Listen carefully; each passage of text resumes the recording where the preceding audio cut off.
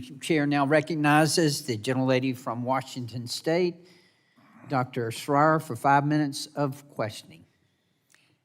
Secretary Kennedy, on May 27th, you posted a 60-second video on your X account unilaterally changing vaccine recommendations without consulting the customary panel of experts.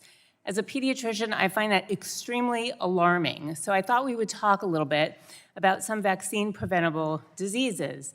Secretary Kennedy, and these are yes or no questions, have you ever treated measles? Do I what? Have you ever treated measles? No. Well, I have. Let me tell you how miserable it is. These kids have high fevers, struggling to breathe, and they are crying. They suffer.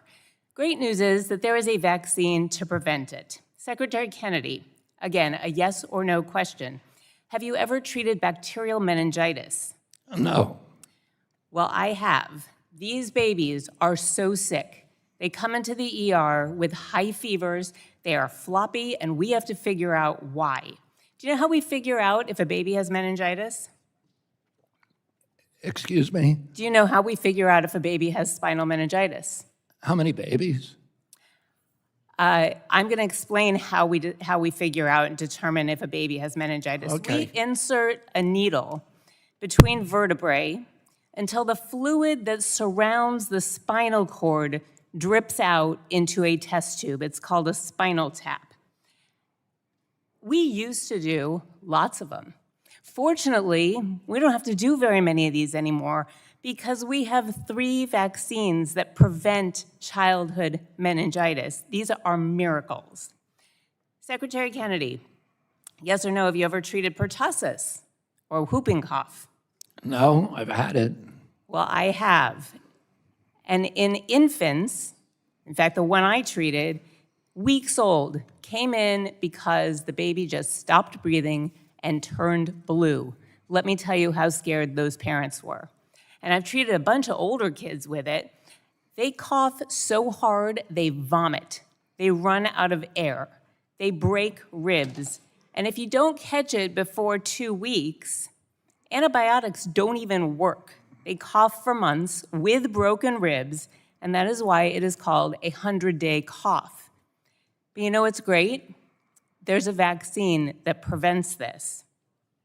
Of course, here's the thing. Vaccines only work if you actually give them.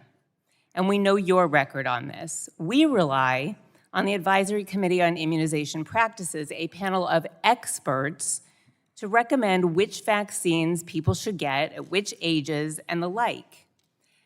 Now, I know Senator Cassidy had concerns about your views on this, and so when he voted to confirm you as Secretary of HHS on February 4th, he explained that decision by saying on the Senate floor that, quote, if confirmed, you will maintain the CDC's Advisory Committee on Immunization Practices without changes.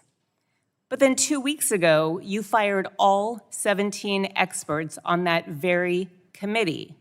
Mr. Secretary, question for you. Did you lie to Senator Cassidy when you told him you would not change this panel of experts? I never made that agreement. So are you saying that Senator Cassidy lied when he was on the Senate floor, lied to the American people?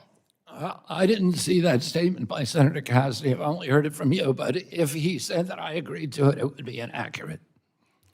I made an agreement with him. I made an agreement with him, and he and I have talked many times about that agreement. My time. I just want to tell you that for most of us sitting here right now, we believe Senator Cassidy more than we trust you when it comes to vaccinations. It sounds to me like you gave him the answer he needed to hear in order to get his confirmation vote, and then as soon as you were Secretary, you turned around and did whatever you want. You fired all 17 members. I'm complying with all the agreements that I made Mr. with Secretary, Senator Cassidy. You're now on the record. You lied to Senator Cassidy. You have lied to the American people. You have lied to parents about vaccines for 20 years.